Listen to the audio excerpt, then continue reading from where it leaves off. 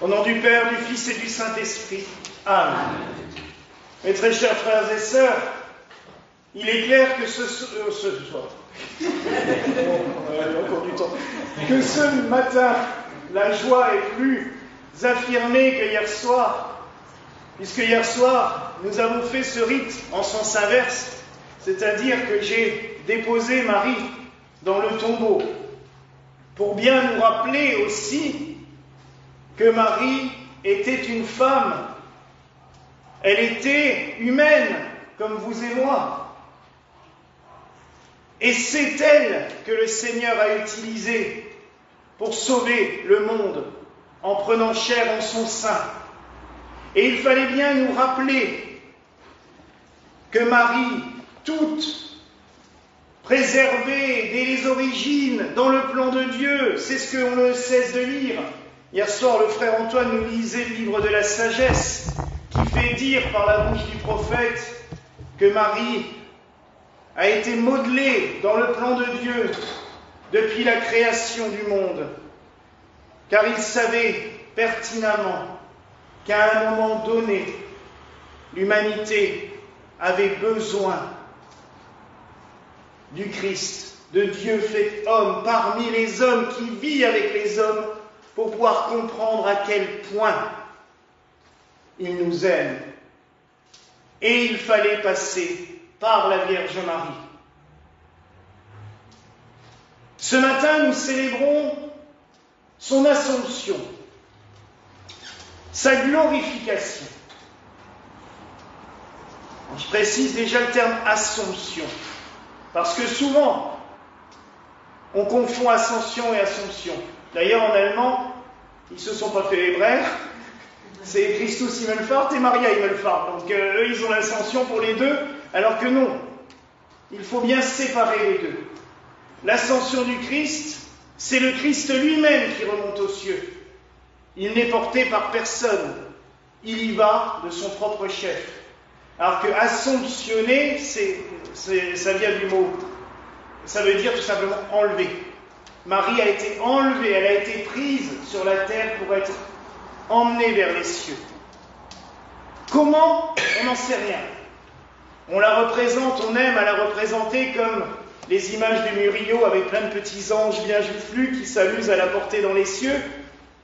Je crois que c'est plutôt sympathique. Nos frères orthodoxes l'imaginent plutôt avec le Christ venant la prendre lui-même pour l'emmener. Des fois même, il représente son âme. Donc Marie est représentée comme un bébé qui l'emmène vers les cieux. Ça, c'est des représentations humaines. Ce mystère-là, on ne le saura jamais vraiment exactement comment ça s'est passé. Ça, c'est entre Dieu et Marie. Mais nous pouvons nous imaginer tout de même certaines choses.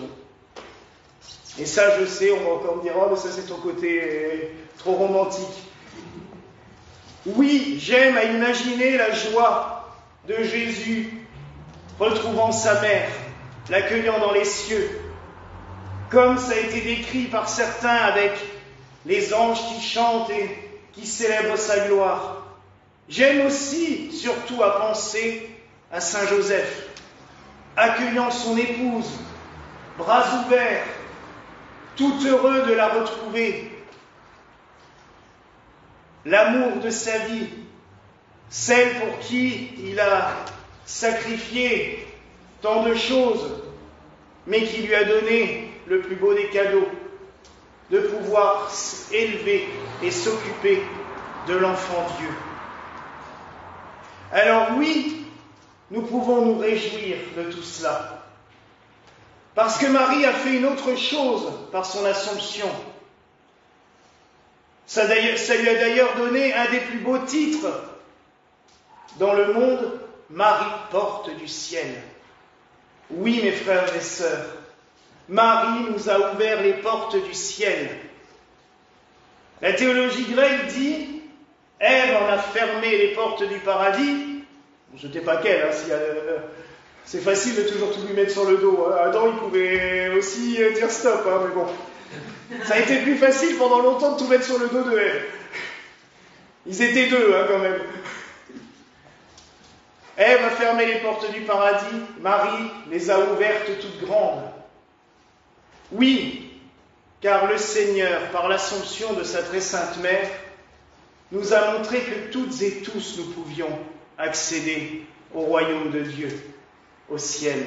Et ça, c'est quelque chose d'exceptionnel.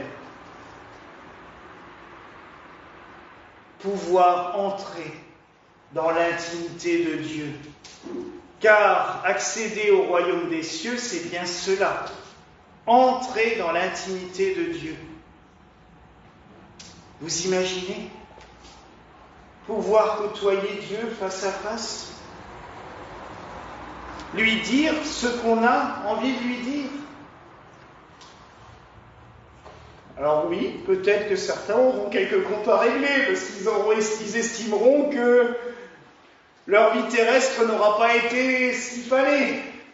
Mais attention, parce que quand lui va nous expliquer ce qu'il attendait de nous et qu'on a loupé, on risque peut-être de là se dire « Oups, j'aurais mieux fait de me taire ». Marie, elle, s'est laissée totalement guider par la divine providence. Elle s'est laissée conduire par Dieu. Il n'y a pas d'autre mot. Elle a fait confiance. J'ai déjà dit hier soir, mais quand l'ange est venu à l'Annonciation, il lui a dit « Voilà ce que le Seigneur attend de toi. » Marie a été claire. « Comment cela se fera-t-il? Je ne connais pas d'homme. » Connaître au sens biblique. Elle n'était pas bête. À 14 ans, elle est fille en Israël, elle savait très bien comment ça fonctionnait. Et elle savait très bien ce qu'on attendait d'elle. Parce qu'il faut bien reconnaître qu'à l'époque, à part faire des enfants, on ne leur demandait pas grand-chose, malheureusement. L'ange lui répond, ce sera comme ça. L'Esprit descendra sur toi, la vertu du Très-Haut te couvrira. Tu enfanteras un fils. Et là seulement, une fois qu'elle avait les explications, elle a dit oui. Qu'il me soit fait selon sa parole. Elle aurait pu dire non. Tout être humain a le choix. Le Seigneur nous prédestine à plein de choses. Il y a des fois, on ne le voit pas. On ne veut pas le voir aussi des fois. Parce qu'on sait pertinemment, on se dit, on sait, on le sent au fond de soi-même. Tu dois faire ça, tu dois faire ça. Oh mais j'ai pas envie. Oh non, non, mais les problèmes que ça va m'attirer. Je pense que si Marie avait su la somme des problèmes qu'elle allait avoir derrière, elle aurait peut-être réfléchi quand même encore 2 fois. Parce que imaginez quand même tout ce qu'elle a vécu. Mais elle s'est laissée guider par Dieu. Qu'il fasse, moi je suis. Et elle a suivi. Et elle nous a offert le plus beau des cadeaux.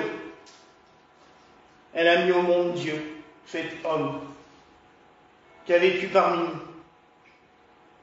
Et grâce à cela, ils ont brisé toutes les malédictions, toute cette pesanteur qui était sur l'humanité depuis tant d'années. Alors oui, du jour au lendemain, tous les soucis de l'humanité n'ont pas disparu. Mais je vous rappelle quand même que 95% des soucis de l'humanité sont provoqués par l'humanité elle-même. Donc c'est aussi facile de toujours tout remettre sur la faute de Dieu, mais bon, on en est quand même souvent responsable. Mais ils nous ont montré que, justement, il n'y a pas de fatalité. Qu'on n'est pas coincé dans ce cercle. Qu'on peut sortir de tout cela.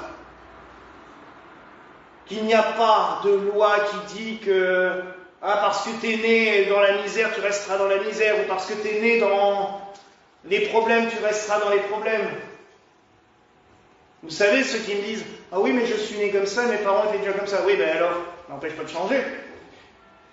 Des fois, je le dis même un peu plus en rigolant quand il y en a qui disent sur la connerie, oui, ben on n'est pas obligé de rester con toute sa vie non plus, on peut évoluer quand même dans la vie. Ben c'est pareil par rapport à Dieu. Il nous ouvre toutes les portes, il nous donne toutes les possibilités. Alors, battons-nous. On a un exemple, Marie. Elle nous a montré tout ce qu'il fallait faire. Elle nous a ouvert les portes. Suivez mon exemple. Et c'est ce qu'elle fait depuis 2000 ans. Dès qu'elle apparaît dans un sanctuaire, elle n'invente pas de nouveautés. Elle répète encore une fois ce qui a été dit dans l'Évangile. Priez, méditez,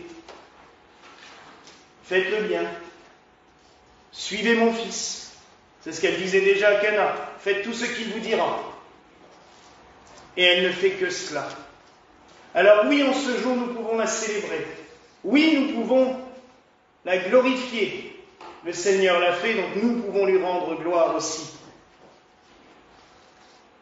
Célébrer tous les biens qu'elle donne, partout dans le monde. S'il y a tant de monde dans des sanctuaires, en ce jour, partout dans le monde, c'est bien parce que ces prières fonctionnent. Quand on me dit « Oh, mais elle ne peut rien faire, ça ne sert à rien de la prier », quand j'entends ça, bah oui, alors pourquoi il y a tellement de monde dans les sanctuaires Mario et pourquoi dans vos églises il n'y a personne? C'est parce qu'elle transmet les prières. C'est clair que par elle-même, elle ne fait rien. Elle est la médiatrice. Elle informe le Seigneur de nos besoins et elle nous donne ce qu'il lui accorde de nous donner. Alors, célébrons-la, proclamons-la et remercions, comme je le disais déjà hier soir, Dieu de nous avoir donné une si bonne et une si belle mère. Célébrer. Il y a plusieurs façons de célébrer. On chante, on prie à voix haute, on fait des processions et on sonne les cloches. Et Dieu sait que ça sonne ici. Puis ce matin, les deux, ils s'en sont donnés à cœur joie, parce que là, aujourd'hui, on a deux campanophiles, alors là, ils se sont amusés ce matin.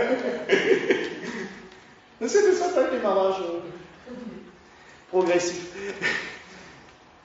Et comme on n'en a pas assez de trois, on va en bénir une quatrième. On s'était dit, ça suffit pas. Non, on nous a fait ce magnifique cadeau il y a 1 an. Et le prêtre qui nous l'a donné, le père Holtzmann, ne s'était même pas rendu compte qu'elle s'appelait Joseph. Il l'avait depuis tellement longtemps, elle avait verdi parce qu'il l'avait démontée, elle était dans un grand sac. Et quand je l'ai déballée, moi, une fois qu'il était parti, je lui ai envoyé un message, j'ai dit, mais vous vous rendez compte qu'elle s'appelle Saint-Joseph? Et puis je m'en souvenais même plus. Ça fait plus de 40 ans que je l'ai achetée, ben, elle a 40 ans, je crois que c'est 83 ans. Donc elle a 40 ans, la cloche. Et on va la bénir et la consacrer, puisqu'elle sera dans le portique au-dessus de qui va venir au-dessus de l'autel de la Vierge, logiquement, semaine prochaine. Bénir une cloche, c'est un événement. On a déjà vécu, il y a 2 ans, ici, la bénédiction des 3 grandes, du clocher, à la même date, le 15 août. Il faisait aussi chaud et lourd. C'était orageux aussi, c'était super. On l'avait fait sur le parvis, puisqu'elle prenait beaucoup de place, nos cloches. Et on a trouvé cela symbolique de bénir la petite aussi aujourd'hui, un 15 août. Alors c'est vrai, le 15 août, il y a toujours un peu moins de monde parce qu'il y a les vacances. Mais c'est quand même la plus belle fête de la Vierge dans l'année. Donc autant en profiter aussi. Puis il faut reconnaître que cette année, en plus, on a eu une fleuriste qui nous a fait des merveilles autour de notre cloche. Donc là, elle est vraiment dans son habit de baptême le plus beau qu'on puisse lui faire. C'est quand même mieux qu'une tulle blanche comme on mettait dans le temps. Là, elle est vraiment bien ornée. Donc nous allons bénir, baptiser cette cloche, parce qu'une cloche est baptisée. Et d'ailleurs, après la messe, je ferai le registre de baptême, puisque le baptême des cloches est inscrit dans le registre des baptêmes dans les paroisses. Donc je vais la baptiser. Avec tous les rites. Ne vous inquiétez pas, ça ne va pas durer 2 heures. Je vois déjà les yeux. Mais c'est un très beau rite, parce qu'on demande à la cloche beaucoup de choses. De guérir les malades. Vous voyez, quand les cloches sonnent, la vibration des cloches, on retrouve ça dans toutes les traditions. Je sais que certains, il y a l'Inde, il y en a d'autres qui connaissent aussi bien, les bols tibétains et tout ça, c'est pareil, les gongs, c'est pareil. La vibration aide beaucoup. Et c'est pour cela que dans le rite de bénédiction des cloches, il y a toujours un passage qui demande de guérir les malades. D'ailleurs, on bénit la cloche, entre autres, avec l'huile des malades. Ça éloigne les orages, les catastrophes naturelles. Je l'ai déjà dit, mais dans le temps, et notamment au Pays Basque, au pied du clocher, il y avait une chambre où on payait une vieille veuve qui vivait dans cette chambre, près de l'église, et elle était payée par la mairie, nourrie, logée, pour sonner les cloches en cas d'orage. Dans les montagnes du Pays Basque, c'est sympa les orages. Et bien, dès qu'il y avait un orage, elle prenait un petit bout de rameau béni de l'année d'avant qu'elle brûlait devant la porte de l'église, et elle sonnait les cloches à toute volée, pour éloigner la foudre. Si des mairies en venaient à faire ça, c'est bien que ça marchait, qu'il y avait une raison sincère. Donc oui, nous allons bénir cette cloche, nous allons lui demander toutes sortes de choses, et on va la consacrer tout spécialement aussi aux enfants. Parce que comme elle est petite, on a décidé que c'est elle qui sonnerait les baptêmes. Cette année, on en a eu pas mal cette année. J'espère que ça continuera comme ça les prochaines années. Mais c'est elle qui annoncera les baptêmes, entre autres. Et puis pour les grandes fêtes, elle se joindra à ces 3 sœurs du clocher pour sonner tout ensemble quand on aura réussi à l'électrifier. Donc procédons tout de suite à cette bénédiction.